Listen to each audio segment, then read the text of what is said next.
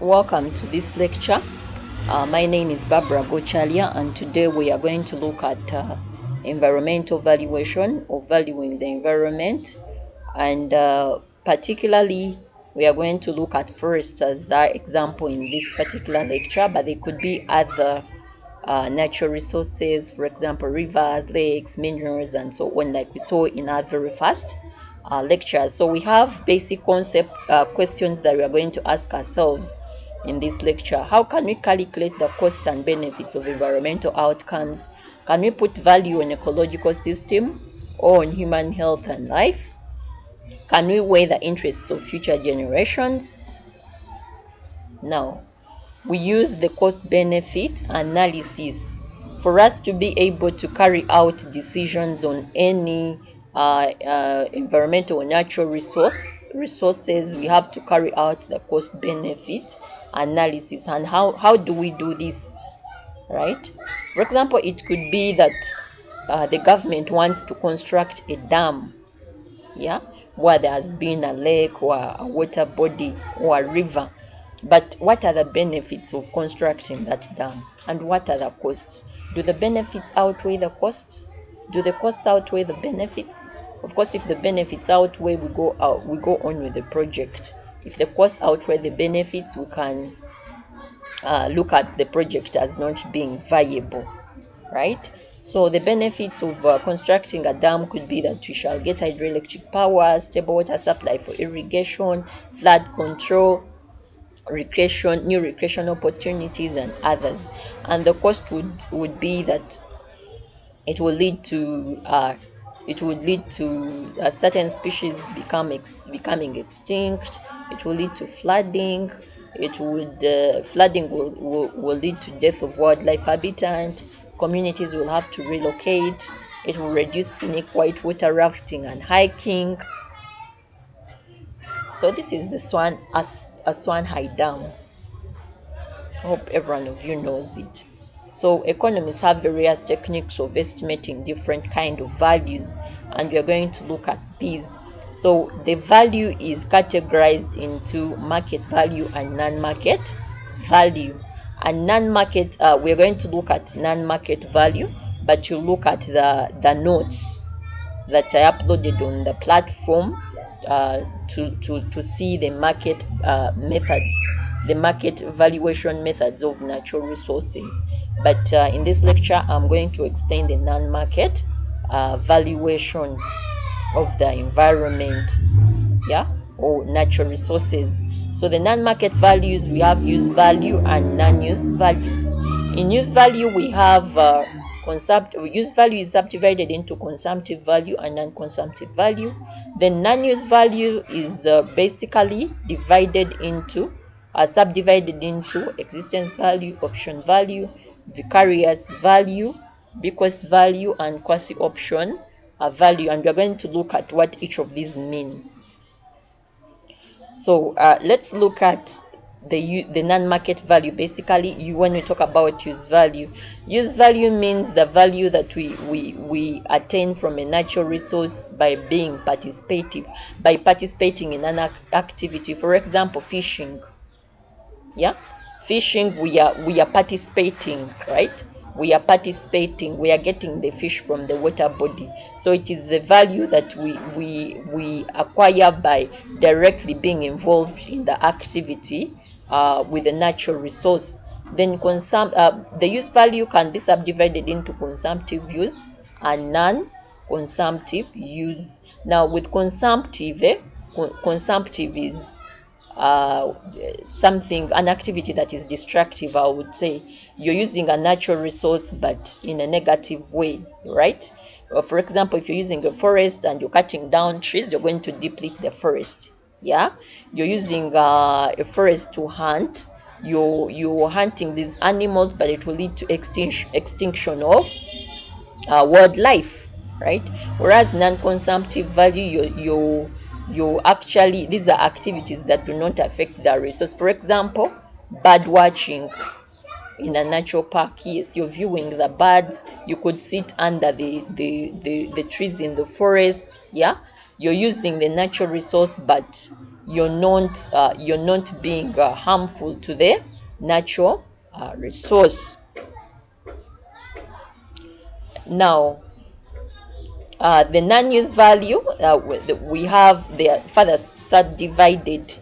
Non-use value, we could have non-use value. You're basically you're not participating in the activity. For example, it could be the peace and tranquility that you get, right? For example, sitting under a forest, that shade, you're decreasing the stress levels by sitting under the shade in the forest. So that is what non-use value.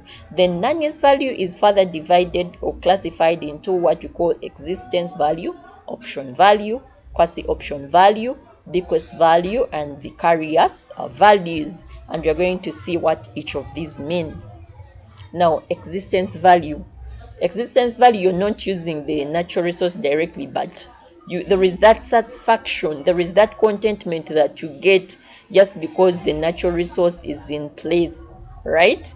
Just because you've seen it or you've visited it. It could be a forest. For example, we have Mavera Forest here in Uganda. Just you're not using it, but the mere fact that when you pass via that road and you see the forest, you see the Mavera Forest, there is that satisfaction, that contentment. So it's what we call even if you're not using the forest, but there is that enjoyment you get by viewing and just knowing that the forest is in place. Option value. Option value is willingness to pay for that natural resource just to make sure that its existence or the supply is not at stake. For example, if it is a forest and people are cutting down trees in this forest, you're willing to pay for trees to be planted in this forest, such that the existence of this forest is not at stake. The supply of this forest of the trees in this forest is not at stake. Right. There is what we call quasi-option value, right? All these are non-use values. Quasi-option value is the difference between quasi-option value and option value is that whereas option value you're willing to pay, people are willing to pay for the existence or for the supply or for the existence of the natural resource known to be at stake.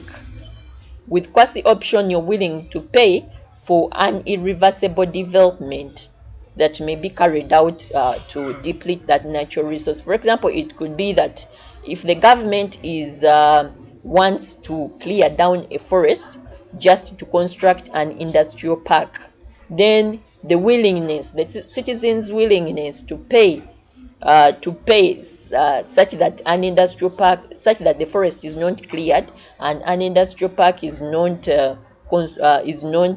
constructed, is what we call quasi-option value. Because the moment the forest is cleared and an industrial park is built, that will be an irreversible activity. So that is what we call quasi-option value. And quasi-option value is equal to value of the development opportunity, including delay option less expected net present value.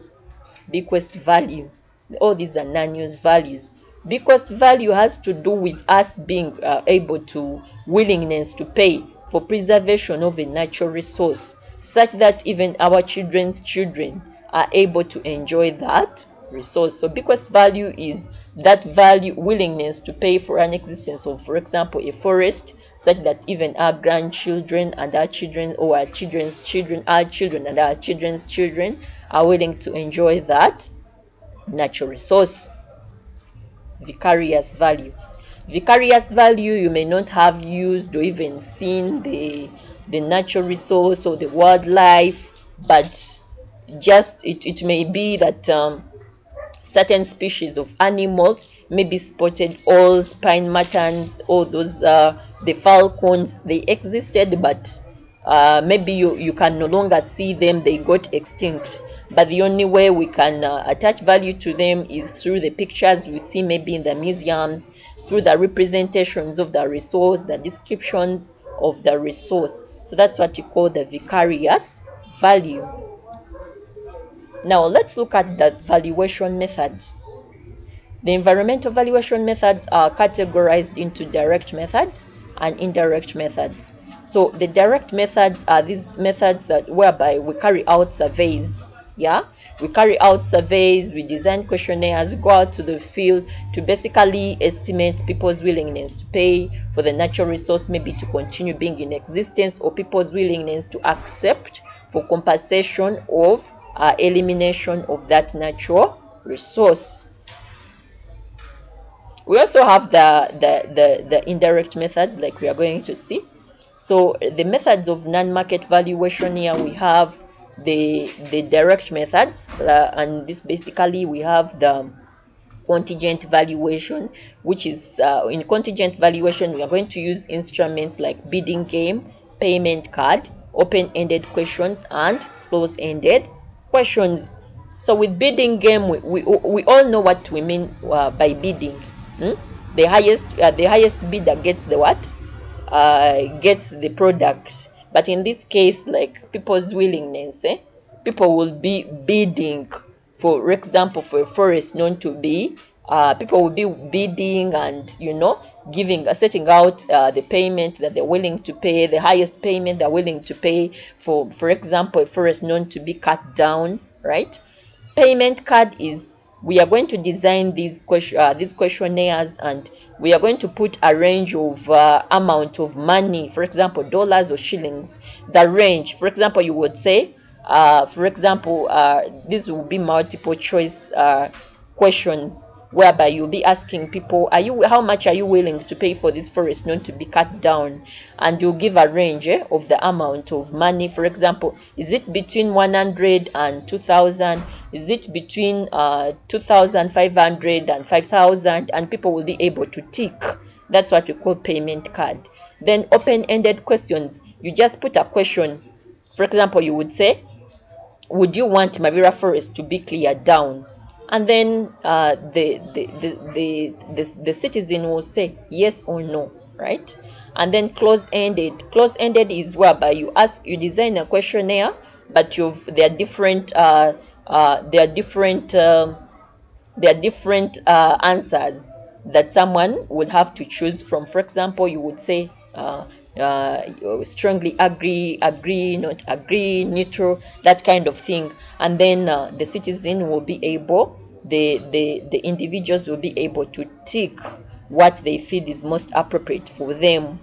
Then the indirect methods, we have travel cost methods and hedonic price method. But travel cost method, we basically evaluate using varying parameter, hedonic, travel cost, and random utility model, right? Again, you'll have to read the detailed notes to get the details of these, but of course I'll be explaining the basics. So let's look at the indirect valuation techniques. We have the travel cost method. The travel cost method here is basically if, for example, it is a recreation area, a recreation center, for example, a forest, a national park, right? You would be able to attach value to that, for example, national park by calculating or considering the transport costs that an individual will be willing to pay, the transport costs incurred by an individual to go to that recreation site, for example, to go to that national park. So the transport cost will be the value of that recreation area or of that national park. Now, travel cost method has a weakness, and that weakness is that it only considers a one-way journey, right? A single destination journey. It does not consider that when you go, you also have to come back, right? You also have to come back home, and that will be a transport cost. So that is a weakness of that travel cost method. Then we have hedonic pricing method. With the hedonic pricing, it basically attaches it estimates economic value for economic system or environmental services that directly affect market prices. Now here, let me give an example of housing prices. If we have two houses and one house is located at the beach, right? You know, or at the lake or near the mountains, and it has a very good scenic view of the lake. It's at the beach.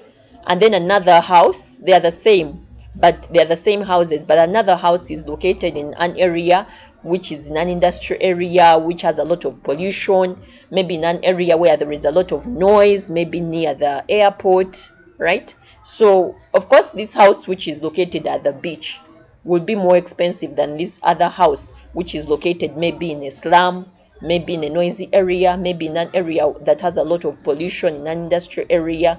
And the difference between these housing prices, the two housing prices, will give us the value for the natural resource. If the other house which is more expensive, that is at the beach, was maybe $2,000 more than this other house that is in a noisy area, then the value for the lake would be $2,000. That's all about hedonic pricing method, right? So hedonic pricing basically looks at the environmental quality of and bases on that to attach value on an environmental resource, that just like I've explained, right?